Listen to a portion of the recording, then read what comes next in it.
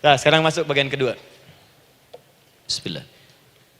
Kalau sudah mengerti yang tadi, persoalannya adalah bagaimana cara kita memohon kepada Allah. Itu dia. Bagaimana cara kita meminta? Kata Allah, kamu kalau punya masalah, minta. Ya Allah, caranya bagaimana? Karena sesuatu yang dikerjakan tanpa ilmu dan tidak tahu caranya, itu bisa keliru. Hidup itu menyembah Allah tidak cukup dengan iman, Bu. Mesti pakai ilmu. Iman saja sekalipun kuat tanpa ilmu, itu bisa salah. Kuat ingin mendekat kepada Allah.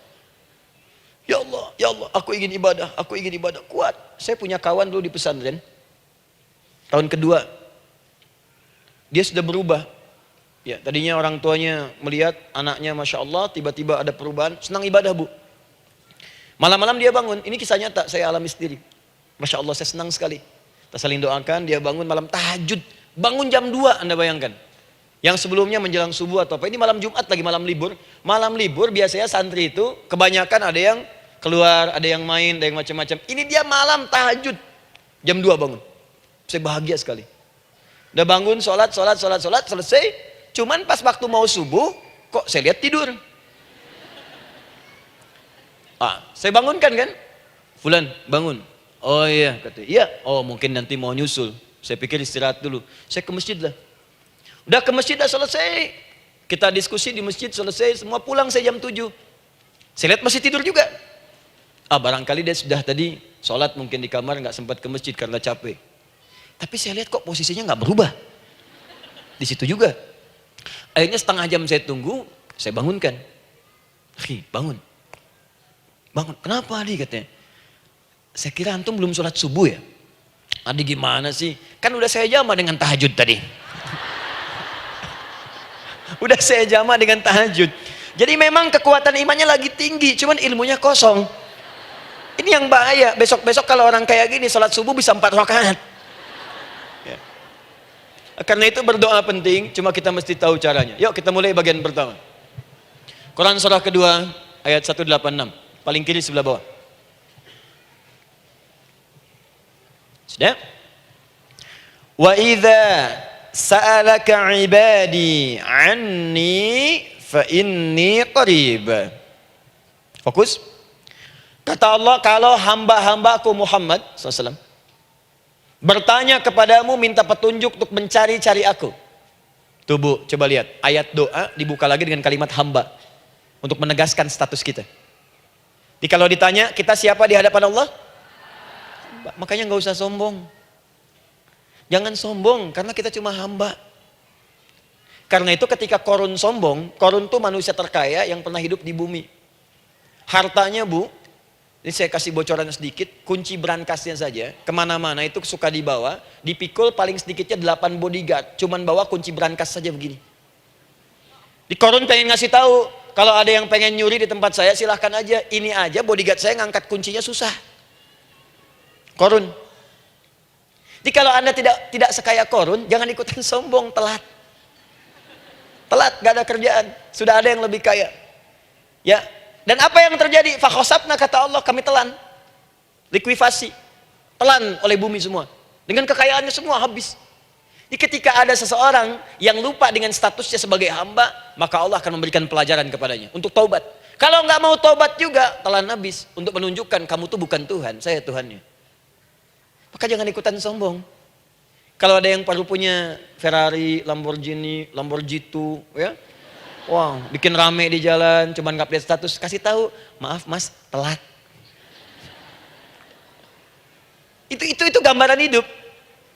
Dan ingat, setiap dibuka dengan kalimat permohonan, itu kalimatnya hamba. Hambaku, hambaku, hambaku.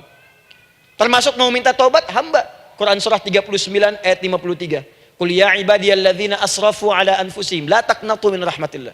Katakan Muhammad pada hambaku yang merasa banyak dosa, pengen berdoa minta taubat. Kata Allah, hamba. Saya terima taubatnya, hamba. Ini ya. Ini pun adab yang pertama dari Al-Quran. Adab yang pertama, kalau kita ingin berdoa dan doa itu cepat ingin dikabulkan, maka berdoalah dengan cara menghamba di hadapan Allah Subhanahu wa taala. Jangan merasa tinggi.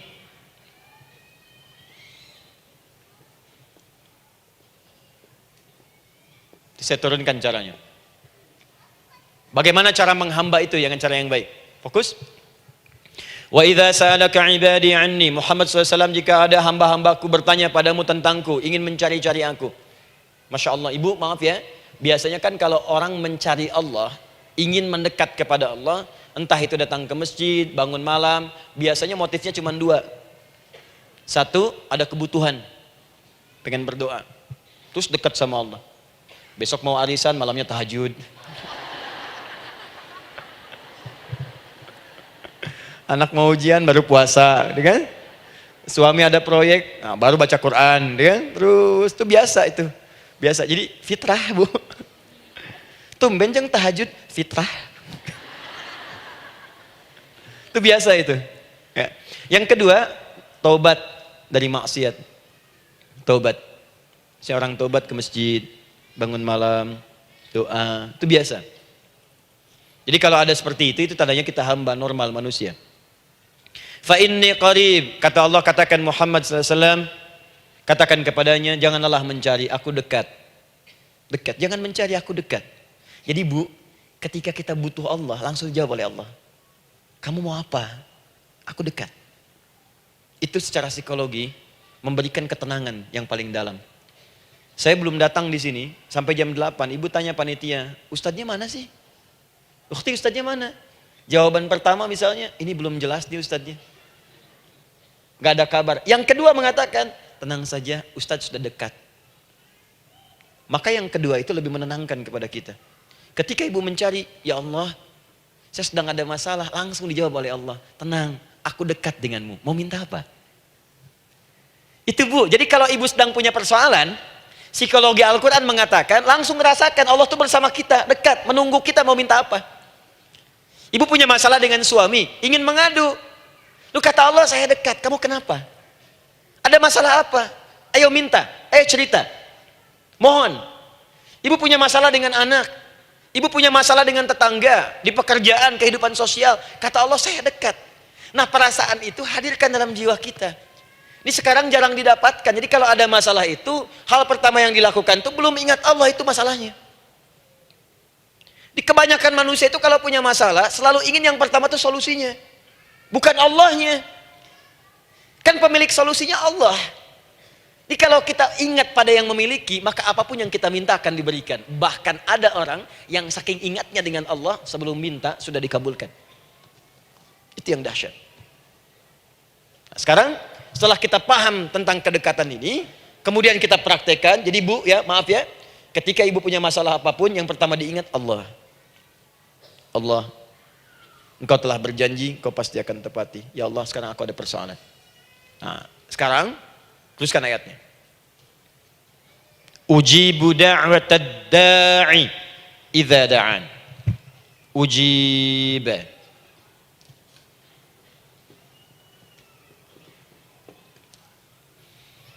Ujibu da'watad da'i idza da'an. Aku pasti akan menjawab, mengabulkan setiap doa hambaku jika dia bermohon kepadaku. Saya ingin ajarkan sedikit di gramatikal bahasa Arab. Ujib itu disebut dengan fi'il mudhari namanya. Saya kasih rumus cepat bu ya. Insya Allah kalau ibu fokus dengan rumus ini, ibu nanti bisa memahami Al-Quran dengan baik. Saya kasih satu kalimat, hafalkan baik-baik. Ini gampang kok. Anita. Ya, Anita. Sudah? Anita. Baik. Hamzah, nun, ya, ta. Satukan Anita. Kalau di dalam kalimat ibu baca Al-Quran, di depannya ada huruf hamzah ini, atau nun, atau ya, atau ta, maka itu rumus mudhari namanya. Gak usah dihafalkan mudharinya. Ya, nggak usah dihafalkan sampai bikin misalnya satu ungkapan, Anita istrinya Pak Mudhari, nggak usah, nggak ada kerjaan. Ya, nggak usah dihafal. Saya hanya ingin tunjukkan pemahaman.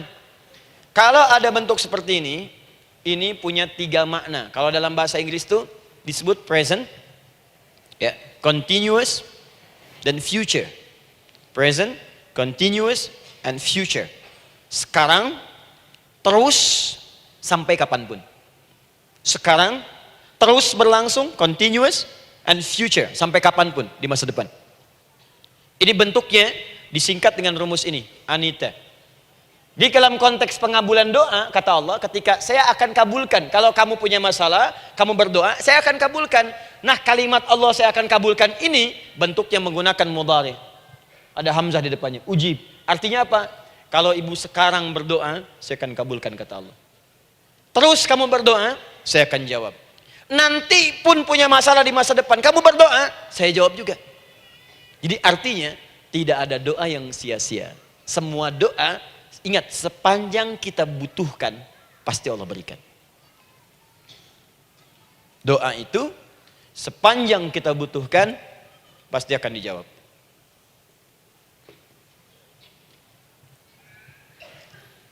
Nanti kapan dijawabnya, seperti apa jawabannya, nanti bagian ketiga. Kadang-kadang minta sekarang, dijawabnya nanti.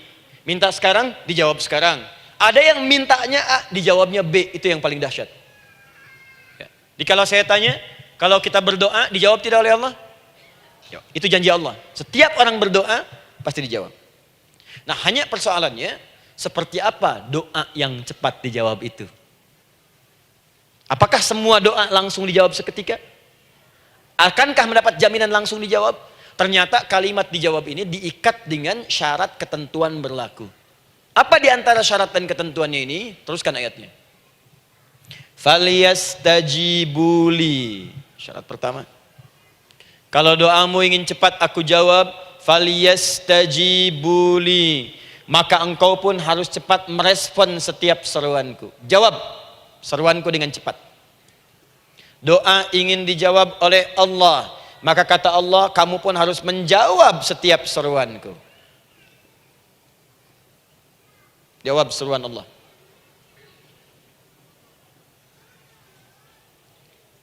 Ayo respon, adil. Maunya dapat gaji aja, kerja nggak mau. Ya? Apa ibu pikir duduk manis, santai di ruangan tengah, tiap bulan suami datang berikan uang belanja? Belum tentu. Kalau sikap tidak bagus, ya interaksi tidak mulia, maka belum tentu itu didapatkan. Maka syarat pertama kata Allah, kalau doamu ingin cepat aku jawab, maka setiap aku seru, cepatlah engkau kemudian kerjakan dan jawab itu. Jadi ternyata seruan Allah itu terkait berkelindan dengan pengabulan doa. Jadi ketika ibu diseru oleh Allah, diminta diperintahkan sesuatu oleh Allah, sebetulnya itu kunci untuk mendapatkan jawaban doa kita, Bu. Dipanggil kita, ayo cepat datang ke sini, mau minta apa? Minta, saya kasih. Apa di antara kunci doa itu, Ustaz? Yuk kita lihat. Adalah jawaban dari seruan Allah. Apa di antara seruan Allah itu? Saya beri contoh satu misalnya. Allah perintahkan kita untuk sholat. Bahkan diseru, diingatkan 5 kali dalam sehari. Sholat. Bukankah kita diseru, Bu? Dipanggil 5 kali sehari untuk sholat? Allahu Akbar, Allahu Akbar. Ya? Diingatkan kan? Ayo ingat Allah, ingat Allah, ingat Allah, ingat Allah. Allah Maha Agung, Maha Besar semuanya, dan seterusnya. Perhatikan baik-baik. Apa tujuan Allah menyuruh kita dalam sholat? Ternyata bukan ingin memberikan beban ruku dan sujud. Bukan sujudnya yang penting. Karena semua makhluk tidak sujud pun tidak akan menurunkan status Allah sebagai Tuhan. Allah tetap Allah, gak ada ruginya. Yang rugi kita, ternyata ketika disuruh sujud, disuruh ruku itu, ternyata yang ditunggu itu bukan ruku sujudnya. Allah nunggu, punya masalah apa? Mau minta apa? Karena itu dalam ilmu fikih, ibu buka semua kitab fikih. Salat itu secara bahasa disebut dengan doa. Nama lain dari doa adalah salat. As-salatu hiya doa. Salat adalah doa. Karena itu semua bacaan dalam salat doa semua. Coba lihat. Baru takbir Allahu Akbar, doa iftitah. Al-Fatihah doa, Bu, jangan dikira Al-Fatihah nggak ada doanya. Nih, nanti saya berikan cepat ya, ini highlight dulu. Highlight dulu. Dalam sholat itu ada 4 keadaan. Ingat ini baik-baik. Nanti ibu manfaatkan, minimal zuhur lakukan. Ada berapa keadaan? 4. Ada 4 posisi, 4 keadaan dalam sholat. Yang kalau ibu berdoa benar, meminta di situ dengan benar, itu seketika akan dikabulkan. Seketika. Satu, saat berdiri. Berdiri. Dua, saat rukuk. Rukuk. Ketiga, saat sujud. Ketiga, saat sujud. Keempat, sesaat sebelum salam. Berdiri, rukuk, sujud, sesaat sebelum salam. Baik, sebelum saya bahas lebih jauh, saya ingin sampaikan dulu. Jadi ternyata ketika kita diminta oleh Allah menunaikan sholat, itulah cara kita memohon, Bu. Itulah waktu kita meminta. Dan dahsyatnya dalam sehari itu 5 kali ditungguin, Bu. Mana ada manusia di muka bumi ini buka pintu rumahnya 5 kali sehari cuman untuk memberikan apa yang dibutuhkan. Sesoleh-solehnya Ustadz, gak ada yang mengatakan, ayo 5 kali sehari datang aja ke rumah saya. Kalau butuh apa-apa ambil. Butuh kulkas, ambil kulkasnya. Butuh TV, ambil. Gak ada begitu. Allah itu maha baiknya, 5 kali sehari dipanggil. Dari subuh sampai zuhur. Kita bangun tidur aja, punya masalah nggak? Ayo minta, disuruh sholat 2 rakaat. Dan sholatnya nggak usah banyak-banyak, 2 rakaat aja dulu supaya nggak ada beban. Itu pun kadang-kadang masih lupa berapa rakaat kita sholat. Ya. Ayo sujud, disuruh minta, punya masalah nggak? Terus dari subuh sampai ke siang dipanggil lagi. Punya masalah lagi nggak? Disuruh zuhur 4 rakaat. Karena waktunya cukup panjang, suruh 4. Ayo minta. Ada masalah apa? Minta sujud kita. Minta mohon. Dari zuhur ke asar ditanya lagi, ada masalah nggak? Panggil lagi. Ke maghrib sampai ke isya sebelum tidur, supaya tidurmu enak, masalah nggak ada, tenang, nikmat, nyaman istirahatnya. Ada masalah nggak? Disuruh sholat lagi. Jadi kalau orang paham sholat itu kunci kebahagiaan, dia akan senang menunaikan sholat. Makanya ketika ibu bertanya, kenapa saya sholat? Dijawab oleh muadzin, hayya 'alas shalah, ayo sholat. Kenapa sih sholat? Hayya 'alal falah. Yuk bahagia. Ayo tenang. Yuk dapatkan apa yang kamu inginkan. Falah. Jadi kalau orang paham sholat itu menyelesaikan persoalan, tentu orang akan berbondong-bondong semangat untuk menunaikan sholat. Cuman sayang segelintir orang itu menilai sholat sebagai beban. Jadi sebagai kewajiban beban saja, makanya sholatnya nggak nikmat. Karak tadi duhur, ayeuna asar doi. Tuh. Ya bagaimana doanya bisa dijawab? Anda datang pada orang, tapi datangnya dengan marah-marah. Datangnya dengan mencelanya. Ya bagaimana dia bisa memberikan kebutuhan Anda? Anda datang pada Allah dengan niat yang tidak ikhlas. Setelah itu kemudian menggunjingkannya, bagaimana bisa dijawab? Tuntutan tinggi. Tapi datang tidak membawa prestasi, ya bagaimana bisa diberi? Catat tuh, bikin status. Paham ya? Nah ini bagian pertama. Jadi cara pertama, respon kata Allah, seruan Allah. Rumus pertama sholat. Nah sekarang saya ajarkan lagi. Ini belum selesai nih Bu. Ini panjang bahasannya nih. Sampai jam berapa kita? 10 ya? Mau sampai jam 5 silahkan. Saya jam 10 selesai. Ya. Lihat sini. Oke, saya punya sekitar 1 jam kurang ke depan. Saya ingin terangkan sedetil-detilnya gitu ya. Dan saya hanya menyampaikan isi Al-Quran. Quran, hadis, Quran, hadis. Sekarang gini, Ustadz saya sekarang paham, sholat berarti kunci untuk menyelesaikan masalah. Di sholat saya akan memohon. Sekarang Ustadz, bagaimana cara saya merespon sholat? Kan kata Allah, saya menyeru, respon gitu kan? Kita dipanggil sholat nih, Allahu Akbar, dipanggil. Bagaimana cara meresponnya? Sebelum minta. Awas, ibu ingin datang mengajukan proposal. Datang kepada wali kota, datang kepada gubernur, datang kepada presiden, datang kepada menteri sebelumnya. Bukankah ibu mempersiapkan diri? Penampilan ditata, proposal dibagus-bagusin, itu kan? Yang paling hebat itu kadang-kadang malam-malam latihan depan cermin. Bapak wali kota yang saya hormati. Lihat semuanya tuh. Dan yang paling luar biasa, maaf ya, janjian jam 7 dengan Pak Wali Kota, datang jam 6 ke Balai Kota. Sekarang ibu punya janji dengan Allah. Janji itu sudah diketahui sebelum pertemuannya. Kalau tidak percaya, 5 waktu ini ibu sudah hafal Bu. Ya, bahkan disuruh ngapalin oleh Allah. Buka Quran surah ke-4. Surah ibu, surah mama, An-Nisa. Ayat 103, Quran surah 4 ayat 103. Fa idza qadaytumus salata fadhkurullaha qiyaman wa qu'udan wa 'ala junubikum fa idza tma'nantum fa aqimus shalah. Lihat ujung ayatnya, lihat ujung ayatnya. Innas salata kanat 'alal mu'minina kitaban mawquta. Sungguh semua waktu salat itu telah ditetapkan waktunya bagi orang beriman. Itu terjemahan biasa. Kalau terjemahkan pakai ilmu balaghah, sungguh orang beriman itu hafal waktu-waktu salat. Tahu waktunya.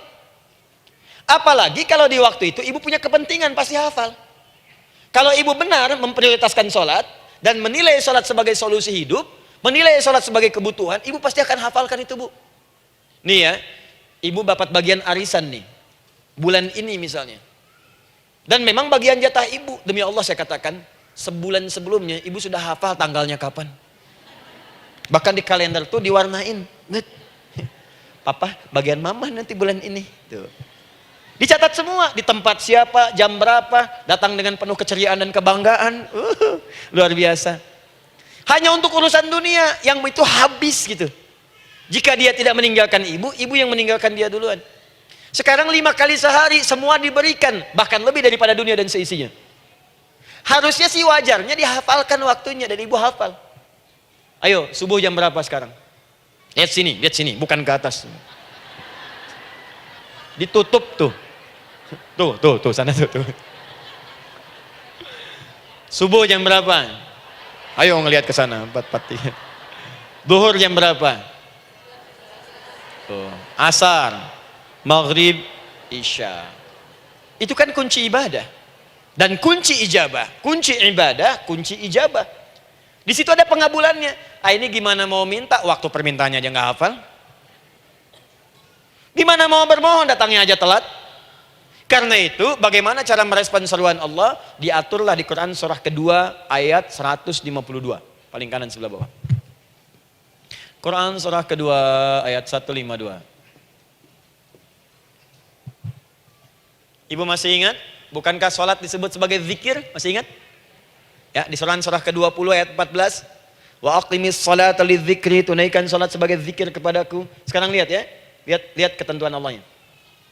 Kalau ibu dipanggil untuk sholat, dipanggil untuk zikir, cepat respon. Ibu cepat respon, Allah pun akan cepat merespon permintaan ibu. Lihat kalimatnya. Fadhkuruni adzkurkum. Fadhkuruni adzkurkum. Kalian mengingat saya, maka saya pun akan ingat dengan kalian. Kalian zikir kepada saya, ingat saya, kata Allah, maka saya pun akan ingat kalian. Di antara makna zikir, salat. Jikalau ibu salat mengingat Allah dengan cepat, maka Allah pun akan cepat mengingat kita. Contoh.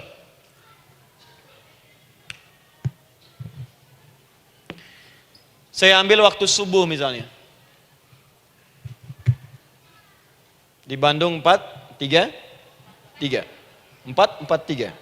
Oh, lihat kesan lagi terjadi perbedaan pendapat, ya.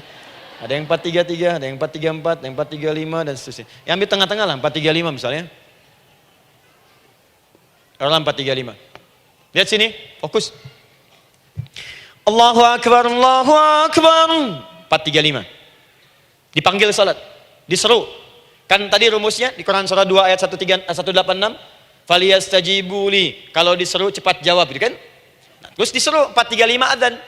Allahu Akbar, Allahu Akbar. Begitu diseru, ibu langsung datang.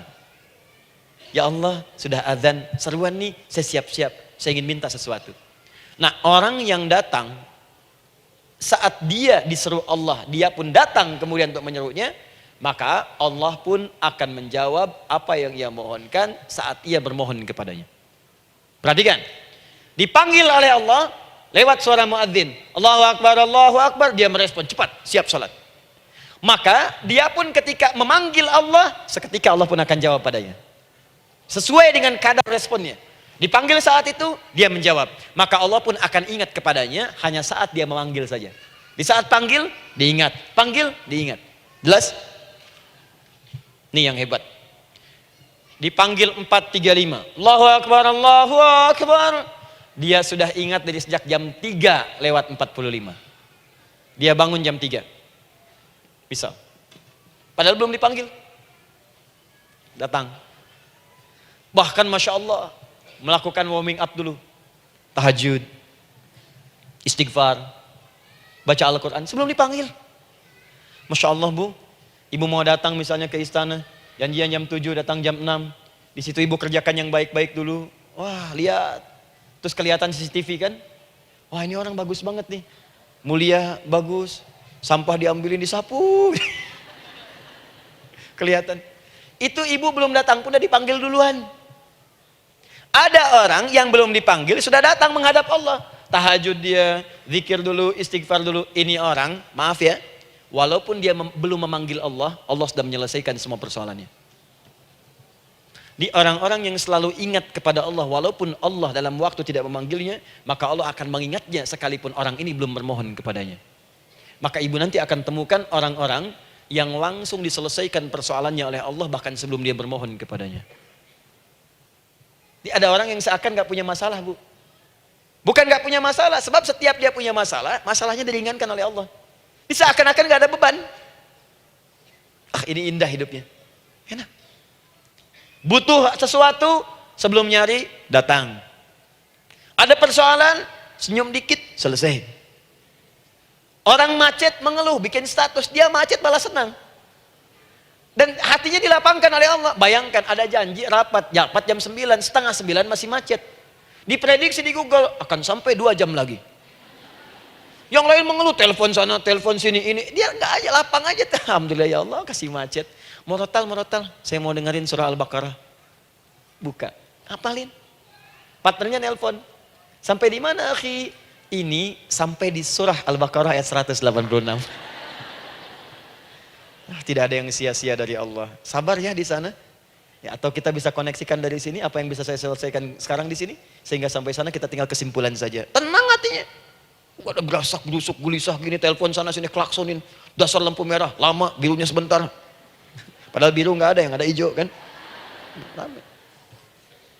Jadi kalau sudah begitu enak Bu. Yang perempuan ada di Quran Maryam. Maryam kan perempuan. Dan Maryam itu bukan nabi, bukan rasul. Ingin memberikan pesan kepada ibu, perempuan dimanapun. Tidak harus jadi nabi supaya doa cepat dikabulkan.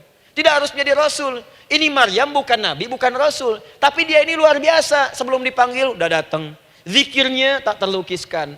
Mohon kepada Allahnya luar biasa. Menjaga diri dari hal yang dilarang oleh Allah. Apa hasilnya? Sebelum diberikan bahkan oleh pamannya sudah ada kebutuhannya. Quran surah ketiga ayat 37. Kullama dakhala 'alaiha Zakaria al-mihraba wajada 'indaha rizqa. Setiap pamannya mau memberikan kebutuhan Maryam sudah ada di dalamnya, Bu. Sudah ada. Itu luar biasa. Mau makan, makanan ada. Mau anggur, anggur ada. Ya. Wah, itu luar biasa, Bu. Jadi bermohon bahkan sebelum waktunya. Sentuhlah ia tepat di hatimu, maka ia akan jadi milikmu untuk selamanya. Wah. Nah, itu doa tuh. Aduh, mana-mana. Paham? Tuh. Jadi kalau yang standar-standar saja itu biasa. Maka datang sebelum waktunya. Datang. Atau datang pas dipanggil, standar. Jadi kalau 4.35 adzan, Allahu Akbar, Allahu Akbar. Ibu bangun, siap sholat, siap sholat. Itu standar. Yang dulu bahagia. Naikin lagi levelnya. Yang celaka itu ya ini nih. Dipanggil 4.35, baru bangun 5.34.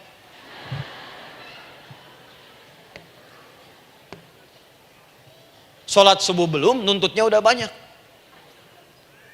Ya Allah, kurang apa lagi aku bermohon kepadamu. Sudah aku meminta sekarang, sholat subuh aja belum. Jadi mana keadilannya? Jadi yang pertama, respon seruan Allah, disitulah Allah pun akan cepat merespon apa yang kita kemudian butuhkan. Jadi yang pertama lewat sholat ya Bu ya. Ingat sholat. Dan sholat itu tadi dari 4 posisi saya ajarkan yang pertama saja satu. Supaya nggak terlampau panjang ya. Berdiri Bu. Saya ajarkan satu. Setiap ibu dalam keadaan berdiri dan membaca Al-Fatihah. Pada kalimat iyyaka na'budu wa iyyaka nasta'in. Ingat pada kalimat iyyaka na'budu wa iyyaka nasta'in. Maka sertakanlah di hati kita apa persoalan yang dirasakan untuk bermohon kepada Allah. Saya ajarkan cepat. Kalau ibu mau belajar lebih detail, ikuti kajian kami di fikih sholat. Sifat sholat Nabi SAW. Nanti saya terangkan semua dalilnya. Insya Allah sepanjang yang saya ketahui. Baik. Dasarnya ini. Dasarnya. Quran surah ketiga ayat 38 sampai 39. Dan dikuatkan nanti di hadis qudsi. Ibu kenal Nabi Zakaria? Ya kenal ya. Ya selamat lah Bu. Alhamdulillah. Episode ke-15 kenal Nabi Zakaria, luar biasa. Alhamdulillah. Nabi Zakaria punya persoalan, sudah berumah tangga, belum ada keturunan, fisiknya sudah letih, rambutnya sudah memutih, dan mohon maaf istrinya divonis menopause dan mandul. Secara medis klinis. Apa yang beliau kerjakan? Sholat. Dalam sholatnya bermohon kepada Allah. Perhatikan permohonannya. Qala rabbi habli min ladunka dzurriyyatan thayyibah. Ya hunalika da'a Zakaria rabbah. Qala rabbi habli min ladunka dzurriyyatan thayyibah. Innaka sami'ud du'a. Ya Allah, aku bermohon kepadamu, anugerahkan aku keturunan. Semua mengatakan aku gak mungkin punya keturunan. Hanya engkau yang tidak punya batas dalam pemberian. Engkau pasti mendengar doa saya. Kalau pada yang maha mendengar tidak mengabulkan juga, lantas kepada siapa lagi aku mesti memohon? Doa ini dipanjatkan oleh beliau dalam keadaan sholat. Sedang berdiri dalam sholatnya. Jadi ibu maaf ya, tolong jangan salah berpikir. Semua nabi dan rasul, orang soleh sebelumnya itu sholat. Cuma kita lebih sempurna gerakan dan jumlahnya, sempurna. Orang dulu sholat. Nabi Musa sholat, Quran surah 20 ayat 14. Nabi Isa sholat, Quran surah 19 ayat 31 sampai 33. Nabi Ismail sholat, Quran surah 19 ayat ke-55. Semua sholat. Sholat. Nabi Zakaria saat punya masalah, sholat.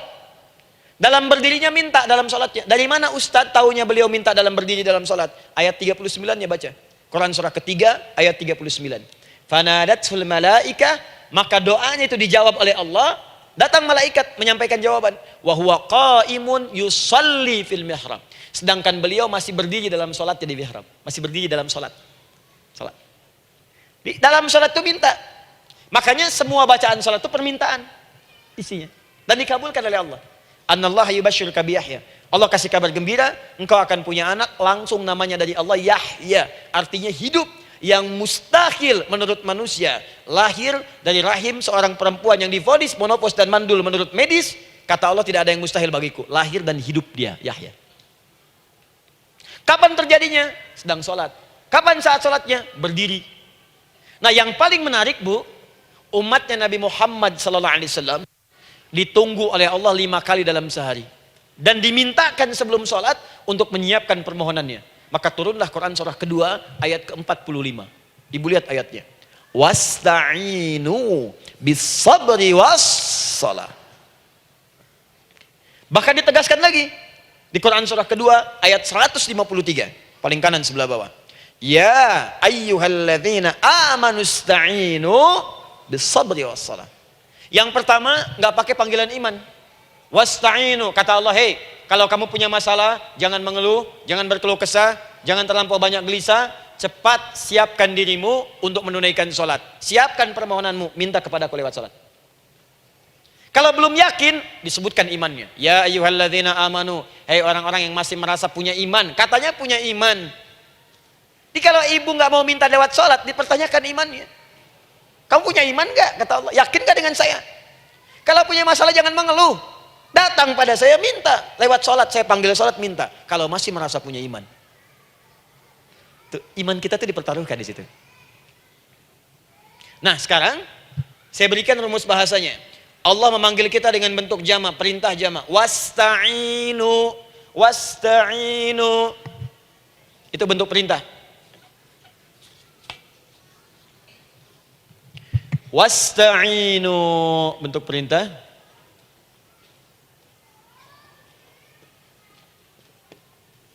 Wasta'inu. Dan jika kalian, perhatikan cara menerjemahkannya, dan jika kalian punya persoalan dalam hidup, punya kebutuhan, maka bergegaslah siapkan dirimu untuk minta kepadaku solusi. Wasta'inu, dan mintalah oleh kalian pertolongan, solusi. Bisabri wassalah. Pertama sabar dulu. Sebelum sholat, sabar dulu dengan itu. Tahan dulu. Terima dulu.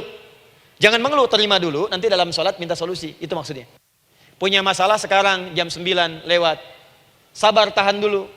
Koreksi diri, istighfar. Nanti zuhur minta. Atau duha sekarang sholat. Datang ke masjid, sholat duha minta. Tahiyatul masjid minta sekarang. Sabar. Ini sabar, terima dulu. Jangan mengeluh, sabar. Ingat, terima, sabar. Karena Allah mustahil memberikan ujian masalah kalau kita tidak sanggup menerimanya. La yukallifullahu nafsan illa. Saya sering katakan Bu ya, maaf kalau kalimat ini mungkin kurang berkenan, tapi kalimat ini nyata. Kalau ibu sekarang punya masalah seberat apapun, itu artinya hanya ibu yang sanggup untuk menerimanya. Saya tidak. Betul, karena itu persoalan itu dititipkan kepada ibu, bukan kepada seorang bernama Adi Hidayat. Ibu yang dipercaya. Ya, ibu dipercaya oleh Allah. Kenapa ibu tidak yakin dengan itu? Karena cuma ibu yang bisa mengatasi. Ibu yang mampu, saya tidak. Karena itu dititipkan pada ibu. Kaidahnya la yukallifullahu nafsan illa wus'aha. Allah nggak akan berikan beban ujian masalah kalau dia nggak mampu. Artinya kalau saya nggak mampu, saya nggak dikasih. Ibu mampu, ibu diberi. Jangan mengeluh. Kenapa mesti saya ya Allah? Kamu mampu. Ya Allah, why me? Why not? Kamu yang bisa. Nah sekarang, wassalah setelah terima itu, tapi juga jangan terlampau kepedean. Memang cuma saya yang mampu ya, bikin status. Kemudian sholat, kita akan katakan, ya Allah, Engkau perintahkan saya untuk minta tolong. Sekarang saya akan minta kepadamu. Lalu kita katakan, maaf ya Allah, saya sekarang punya masalah, saya ingin bermohon kepadamu, saya ingin minta kepadamu ya Allah, saya mohon ya Allah. Maaf Bu ya, maaf ya, sebentar. Ibu kalau punya masalah sedikit atau banyak? Banyak. Yang punya masalah ibu saja atau anak juga punya masalah? Kadang-kadang, bukankah anak yang punya masalah ibu yang minta? Bukankah suami yang punya persoalan ibu yang bermohon? Kan? Karena itu, kalau kita ingin memohon kepada Allah dengan persoalan yang kompleks mewakili yang banyak, maka pertama kalimatnya diawali dengan huruf na. Berarti kami, kita, semua. Jelas ya? Nah, ibu ingin robah kalimatnya minta tolong. Kata Allah, minta kepadaku pertolongan. Wasta'inu. Ibu ingin robah menjadi bentuk permintaan. Rubah kalimatnya menjadi nasta'in. Nasta'in. Nasta'in.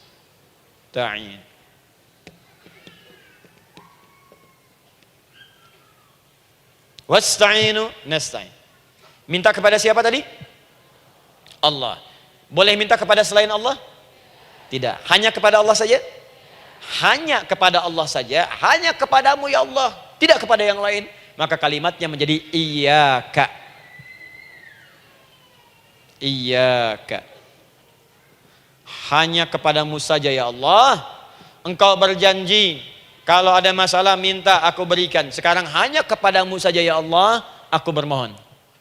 Maka kalimatnya namanya iyyaka nasta'in. Sekarang saya tanya kepada ibu, apakah dalam sholat ibu membaca kalimat iyyaka nasta'in? Tuh. Saya mau tanya, ibu bacanya saat ruku atau saat sujud?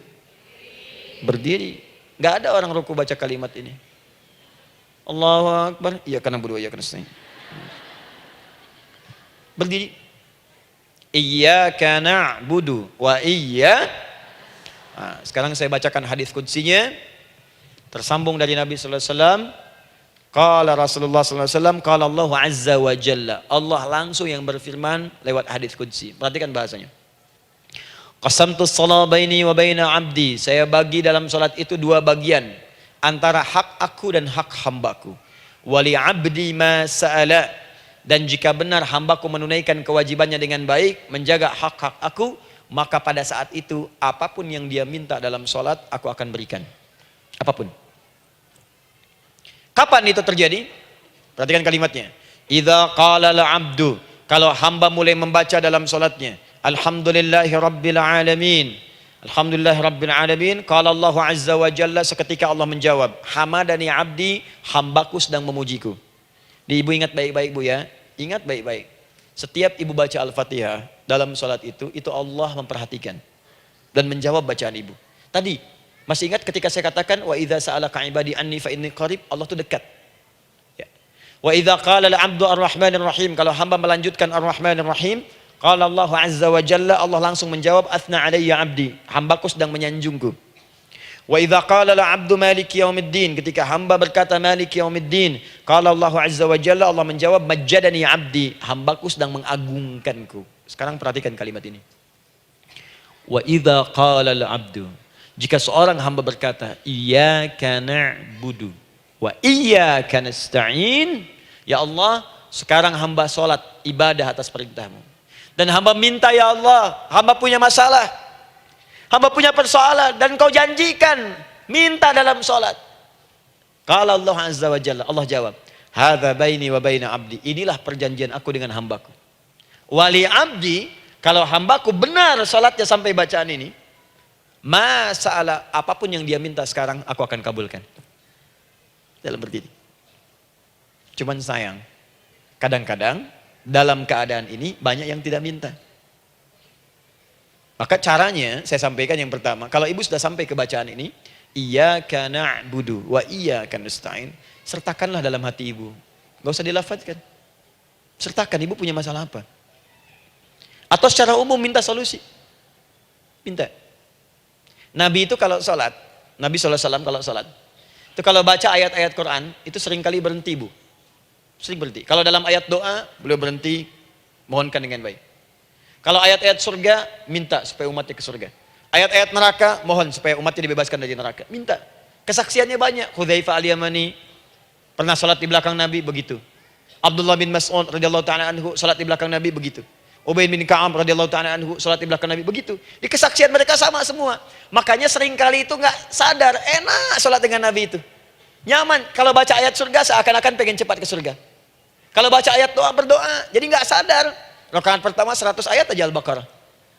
Ya, kadang-kadang lewat ke Ali Imran. Pernah rekornya 5 juz 4 halaman, An-Nisa ayat 176 baru berhenti. Ya walaupun besoknya nggak pada ikutan lagi. Ya. Karena merasa ini kapan rukunya gitu, sekarang atau nanti, sekarang atau nanti. Tapi enak. Nah saya ajarkan satu hal, kalau kita sampai pada bacaan Al-Fatihah tadi, jeda sejenak bu, rasakan itu, minta. Minta. Setelah itu, Allah ajarkan satu lafaz, kalau lafaz ini benar dibacakan oleh ibu, benar dibacakan, maka seketika doa akan dijawab. Langsung dikabulkan. Apa bacaan itu? Nanti dalam pelajaran selanjutnya kita akan bahas ya, insya Allah. Masih ada waktu? Oh ya, kalau masih kita bahas ya. Masih. Ada sesi mau jawab pertanyaan dulu, diskusi dulu, atau saya teruskan sebentar? Teruskan ya. Baik, kalau kita sampai jam 10, saya jeda sampai ke 9.45. Jadi 15 menitnya kita bisa diskusi ya. Baik. Apa lafaz yang kita bisa mohonkan? Teruskan ayatnya. Ihdinas siratal mustaqim.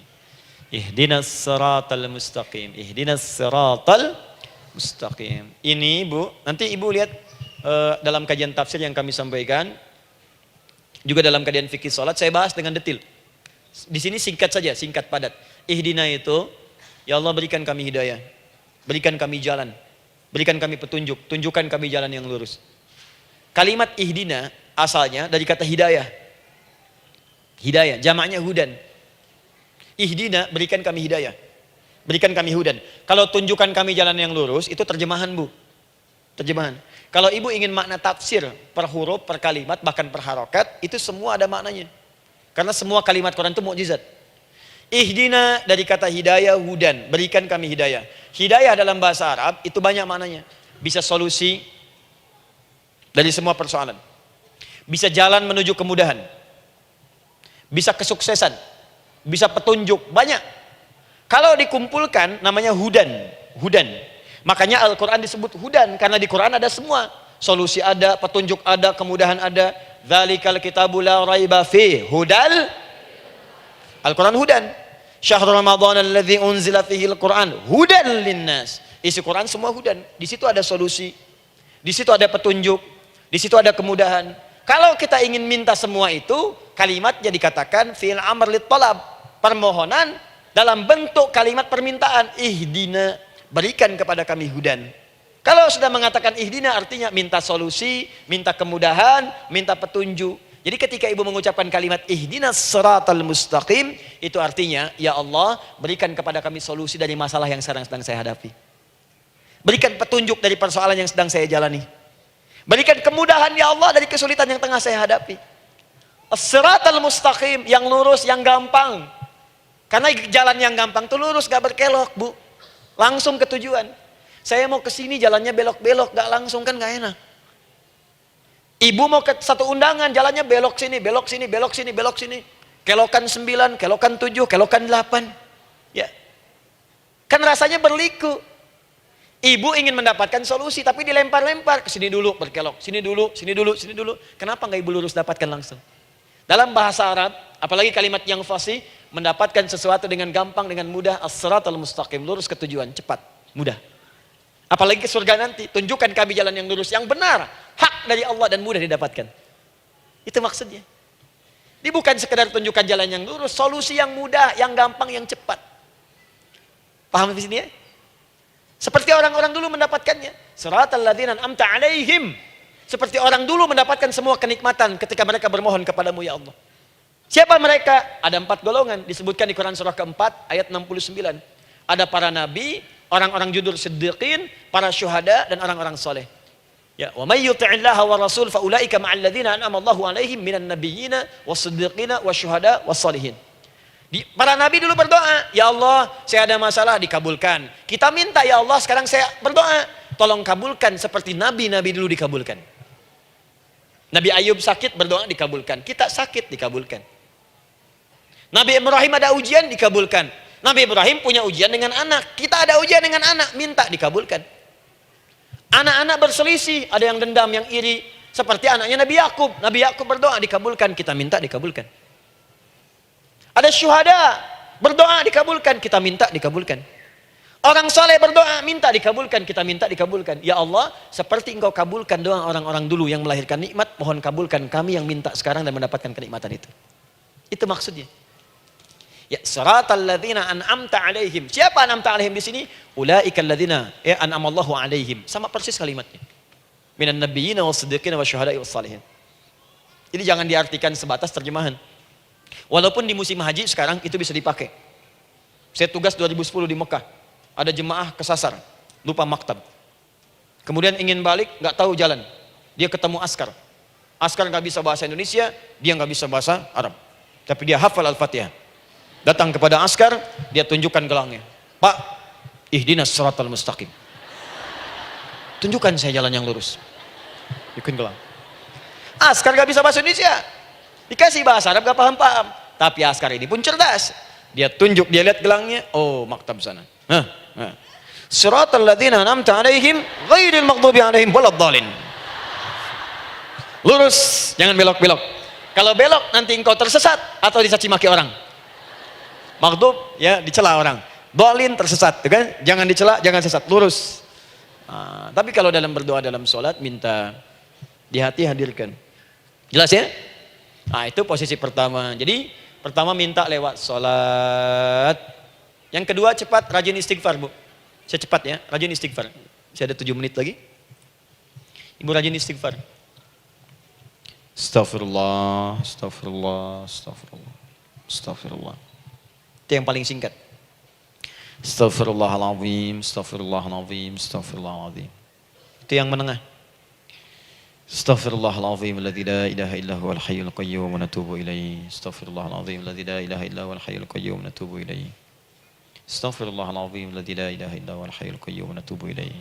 Itu yang cukup panjang. Ibu rajin istighfar. Orang yang rajin istighfar itu diantara yang disebutkan dalam riwayat-riwayat adalah orang-orang yang cepat dijawab doanya. Hanya dengan istighfarnya. Jadi dia tuh punya keinginan, dia nggak katakan.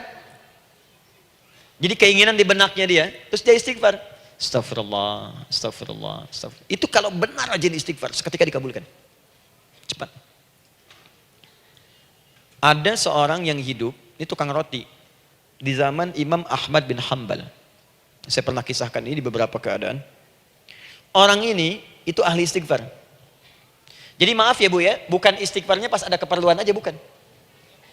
Ada ta'lim Ustaz Adi, sab pertama, astagfirullah, astagfirullah, astagfirullah, bukan. Besok ada arisan, astagfirullah, astagfirullah, bukan. Jadi bukan ada keperluan, istighfar bukan. Orang ini membiasa istighfar. Jadi setiap mengerjakan apapun dia istighfar. Mau minum, bismillah, astagfirullah, astagfirullah. Dia setiap buka adonan, astagfirullah, astagfirullah. Nah satu ketika, Imam Ahmad itu nggak tahu kenapa, pengen datang ke daerah itu. Ya kalau misalnya ibu tinggal di Cicahem, misalnya kan Imam Ahmad tiba-tiba pengen ke Cicahem aja. Terus karena lelah, mampir ke masjid. Istirahat di dalam masjid. Tiba-tiba kata penjaga masjidnya, DKM-nya, marbotnya, ya Syekh, idhab, pergi, nggak boleh tiduran di sini. Kata Imam Ahmad, saya kan cuma numpang istirahat, nggak boleh keluar. Dan dia nggak tahu kalau itu imam besar. Dan Imam Ahmad itu sudah populer bu, sangat famous, familiar. Cuman orang kan nggak pernah lihat wajahnya. Dulu kan nggak ada Facebook, nggak ada Instagram, nggak ada handphone, nggak ada apa-apa. Jadi kalau orang terima Ahmad, ya Ahmad aja kemana-mana. Oh no, Imam Ahmad, Imam Ahmad, Imam besar, Imam Syafi'i, Imam besar. Tapi nggak pernah lihat. Sekarang kan udah kelihatan. Ya, udah kelihatan. Sekarang banyak. Makanya orang dulu tuh senang begitu tahu, dikasih tahu Nabi aja ke Madinah bu, nggak ada yang tahu kalau itu Nabi Muhammad kalau belum pernah lihat. Karena beliau di bawah, Abu Bakar di atas. Abu Bakar kan naik kan, untanya Nabi. Nabi Muhammad pas di bawah gantian tuh di jalan. Orang mengira yang di atas unta Nabi Muhammad. Padahal Nabi Muhammad yang jalan kaki, nggak kelihatan. Makanya responnya bola ketika tahu Nabi, senang luar biasa. Minta doa, minta ini, minta itu. Orang sekarang tidak, karena sering banyak lihat di TV media sosial, begitu ketemu minta foto. Ini lain kisahnya, nggak tahu dia, pergi keluar. Kata Imam Ahmad, ya sudah, keluar beliau, nggak mau ribut. Istirahat di luar, di pelataran. Di sini juga nggak boleh. Lihat kalimatnya, barwah, keluar, pergi. Barwah itu kasar bu. Begitu kemudian didebat lagi, saya cuma di luar. Rawah itu dari kata roh bu, itu paling kasar. Artinya keluar dengan rohnya sekalian. Rohnya pun jangan di sini.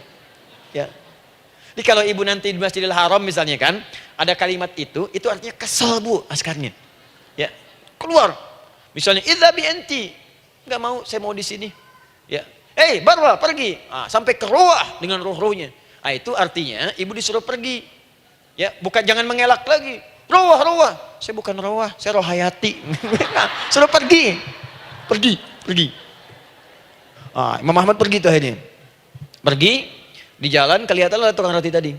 Begitu kelihatan capek lah dipanggil, Syekh, kayaknya lelah istirahat di sini. Dan tukang roti pun nggak tahu kali itu Imam Ahmad. Begitu istirahat, duduk, kelihatan lah Imam Ahmad setiap buka adonan, astagfirullah. Bikin lagi, astagfirullah. Imam Ahmad tahu faidah itu. Tapi ingin menguji si tukang roti ini, ditanya. Ya akhi, kamu ini kenapa setiap Anda menanam adonan itu, tepung itu, Anda mengucapkan istighfar? Astagfirullah. Perhatikan jawabannya. Wallahi demi Allah, tidak pernah saya beristighfar dalam setiap aktivitas saya, kecuali Allah selalu mengabulkan doa yang saya mohonkan. Di setiap minta, astagfirullah, itu dikabulkan. Cuman satu yang sampai sekarang belum terkabul. Apa itu kata Imam Ahmad? Saya ini selalu bermohon kepada Allah, ya Allah, mohon sebelum saya wafat atau setelah ia wafat, pertemukan saya ya Allah dengan Imam Ahmad bin Hambal sebelum saya yang wafat atau wafat Imam Ahmad. Kata Imam Ahmad, astagfirullah, Allahu Akbar. Itu mungkin yang memperjalankan saya kemari. Tiba-tiba pengen ke sini, sampai diusir keluar dari rumah Allah dari masjid, sampai di sini karena istighfar Anda. Sayalah Imam Ahmad bin Hambal. Astagfirullah. Imam Ahmad ke situ datang. Tolong jangan lakukan pada saya. Salah di hidayat ya Allah. Astagfirullah. Saya jawab lagi dari sana. La haula wala quwata illa billah. Ini istighfar. Nah, kapan istighfar yang baik? Istighfar yang baik dilakukan setelah tahajud sebelum fajar. Saya ulang ya. Setelah tahajud sebelum fajar. Dalilnya Quran surah ke-51 ayat 18. Baca dari ayat 15 sampai 18-nya. Jadi ibu kalau mau seperti itu, rajin tahajud dulu bu. Tahajud. Setelah itu biasakan istighfar. Itu latihan dulu, itu baru latihan. Ingat ya, istighfar menjelang fajar di waktu sahar, itu baru latihan. Astagfirullah. Nanti kalau sudah banyak latihan, ibu akan refleks. Mau duduk masuk mobil, astagfirullah.